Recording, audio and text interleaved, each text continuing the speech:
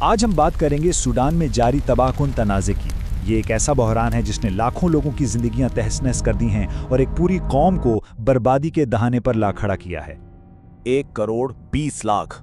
जरा सोचिए, अप्रैल 2023 से अब तक इतने लोग अपने घर बार छोड़ने पर मजबूर हो चुके हैं। ये तादाद सूडान को दुनिया का सबसे बड़ा बेघर अफराद का बहरान बनाती है और ये एक ऐसी तबाही है जो हर गुजरते दिन के साथ मजीद संगीन होती जा रही है। और ये समझना बहुत जरूरी है कि सूडान का ये बहरान कोई कुदरती आफत नहीं है। जैसा कि एतजाज यूसुफ ने कहा, ये बहरान मुकम्मल तौर पर इंसानों का पैदा करदा है। इसका मतलब ये है कि इसका हल भी इंसानों के ही हाथ में है। ये आदाद शुमार जब सामने आते हैं तो मुल्क के बुनियादी ढांचे के मुकम्मल खात्मे की तस्वीर बिल्कुल साफ हो जाती है। जब 70% अस्पताल तबाह हो चुके हों और मुल्क की आधी से ज़्यादा आबादी को भूख का सामना हो, तो ये सिर्फ एक बहरान नहीं रहता, बल्कि ये पूरे माशरे की बका का सवाल बन जाता है। कहत का खतरा अब कोई दूर का इम्कान नहीं रहा, बल्कि एक तल्ख हकीकत बनता जा रहा है। तो सवाल ये उठता है कि आखिर ये सब हो क्यों रहा है। इस सारी तबाही के मरकज में दो फौजी रहनुमाओं के दरमियान इख्तिदार की एक बेरहमाना जंग है। आइए देखते हैं कि ये कौन है और इनके मकासद क्या हैं। तो मैदान में दो बड़े हरीफ हैं। एक तरफ सूडान की सरकारी फौज है यानी SAF, जिसकी क़यादत जनरल अल बुरहान कर रहे हैं, और दूसरी तरफ है रैपिड सपोर्ट फोर्सेस यानी RSF, जो कि एक ताकतवर नीम फौजी दस्ता है जिसकी कमान जनरल हमदती दगालू के हाथ में है। जी हाँ, ये वही हमदती हैं जिनकी मिलिशिया कभी जिंजाविद के नाम से बदनाम थी। और सितम ज़रीफ़ी देखें, ये दोनों जर्नेल कभी एक बगावत में तहादी थे। उन्होंने मिलकर साबिक सदर उमर अल बशीर की हुकूमत का तख्ता उल्टा था, लेकिन जब इख्तिदार बांटने की बारी आई तो इख्तिलाफात ने उन्हें एक दूसरे का जानी दुश्मन बना दिया और एक सियासी जंग ने पूरे मुल्क को अपनी लपेट में ले लिया। लेकिन एक बड़ा सवाल ये है कि इतने बड़े पैमाने पर जंग जारी रखने के लिए वसाइल कहाँ से आ रहे हैं, फौजियों को तनख्वाहें कैसे दी जा रही हैं, हथियार कहाँ से खरीदे जा रहे हैं। इसका जवाब मुल्क की अपनी ही ज़मीन के नीचे दफन है। जी हाँ, सूडान का सोना ये सिर्फ एक कीमती धात नहीं, बल्कि इस जंग का बुनियादी इक्तिसादी इंजन बन चुका है। इस हिस्से में हम देखेंगे कि सोने की गैर कानूनी तिजारत इस आग को कैसे भड़का रही है।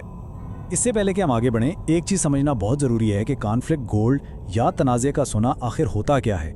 ये वो सोना है जिसे बेचकर हासिल होने वाली रकम बर्राए रास्त जंग, तशद्दुद और इंसानी हकूक़ की पामालियों को हवा देती है।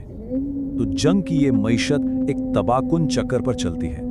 सबसे पहले छोटे पैमाने पर काम करने वाले गरीब कारकुन अपनी जान जोखों में डालकर सोना निकालते हैं। फिर RSF उन कानों पर कब्जा करके सारा सोना जमा कर लेती है। इस सोने को मुत्तहदा अरब इमारात स्मगल किया जाता है, जहां इसे बेचा जाता है, और इससे मिलने वाला मुनाफा वापस RSF की जंगी मशीनरी को मजीद मजबूत करने के लिए इस्तेमाल होता है। इस सोने की कीमत सिर्फ डॉलरों में नहीं चुकाई जा रही, बल्कि इंसानी जानों और माहौल की तबाही की सूरत में भी अदा की जा रही है। कान कनी में इस्तेमाल होने वाले जहरीले केमिकल्स पानी और ज़मीन को आलूदा कर रहे हैं, जिससे कैंसर, पैदाइशी नकाइस और दूसरी संगीन बीमारियां फैल रही हैं। ये एक तरह की खामोश नस्लकशी है। जाहिर है ये जंग सिर्फ सूडान के अंदर तक महदूद नहीं रही। इसके पीछे कई बैनुल-अक़वामी ताकतों के मुफादात भी काम कर रहे हैं। अब हम उन आलमी किरदारों पर नज़र डालेंगे जो इस आग को मजीद हवा दे रहे हैं। सूडान का तनाज़ा अब एक प्रॉक्सी जंग की शक्ल इख्तियार कर चुका है। मतलब ये कि मुख्तलिफ ममालिक अपने इलाकाई और स्ट्रेटेजिक मकासद के लिए मुतहारिब ग्रोहों की हिमायत कर रहे हैं और सूडान की सरजमीन को अपने मफादात के लिए इस्तेमाल कर रहे हैं। यहाँ आलमी ताकतों की तकसीम बिल्कुल साफ नजर आती है। RSF को मुत्तहदा अरब इमारात और रूसी वैगनर ग्रुप की हिमायत हासिल है, जबकि सरकारी फौज यानी SAF के पीछे मिस्र, सऊदी अरब, ईरान और तुर्की जैसे ममालिक खड़े हैं। यही बैनुल-अक़वामी हिमायत इस जंग को तवील और मजीद तबाहकुन बना रही है। रूस की हिकमत अमली खास तौर पर बहुत पेचीदा है। एक तरफ तो क्रेमलिन सरकारी फौज के साथ बहरी अड्डे का मुआयदा करना चाहता है, और दूसरी तरफ उसका प्रॉक्सी वैगनर ग्रुप RSF को हथियार फराम करने और सोने की स्मगलिंग में मदद दे रहा है। इस तरह रूस दोनों तरफ से अपने मुफादात को महफूज बनाकर इस अफरा तफरी से फायदा उठा रहा है। इस सूरत-ए-हाल का सबसे अफसोसनाक पहलू ये है कि दुनिया का सबसे बड़ा आलमी फोरम यानी अक़वाम मुत्तहिदा की सलामती काउंसिल भी बेबस नजर आती है।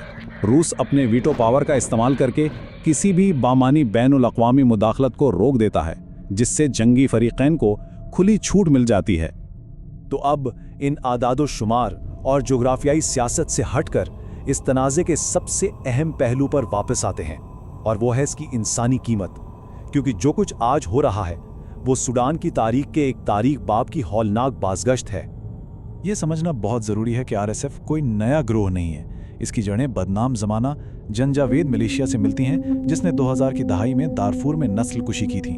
आज वही हरबे, वही नस्ली तशद्दुद आरएसएफ के हाथों दोहराया जा रहा है। ये तारीख की एक खौफनाक तकरार है। ज़मीनी हक़ाइक़ नाकाबिले बयान हद तक हौलनाक हैं। अक़वाम मुत्तहिदा की रिपोर्ट्स के मुताबिक नस्ली बुनियादों पर कत्लेआम, ख़वातीन के खिलाफ जिनसी तशद्दुद को एक जंगी हथियार के तौर पर इस्तेमाल करना और यहाँ तक कि इमदादी कारकुनों को निशाना बनाना, ये सब आम हो चुका है। ये तमाम कार्रवाइयाँ जंगी जराइम के ज़िम्रे में आती हैं। इतनी तबाही और मायूसी के बाद सवाल ये पैदा होता है कि क्या इस तनाज़े को ख़त्म करने का कोई रास्ता है भी? क्या अमन की कोई उम्मीद बाकी है?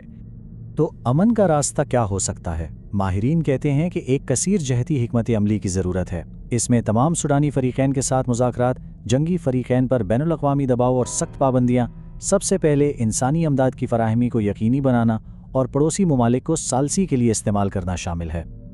और आखिर में हम इस अहम सवाल के साथ इस तज्ज़िये को ख़त्म करते हैं। सूडान आज एक दौराहे पर खड़ा है। क्या आलमी बरादरी अपनी जिम्मेदारी निभाते हुए लाखों जानें बचाने के लिए मुत्तहिद होगी, या फिर इसके अपने मफादात की जंग सूडान के अवाम को भूख, बीमारी और मौत के मुंह में धकेलती रहेगी? इसका जवाब आने वाला वक्त ही देगा।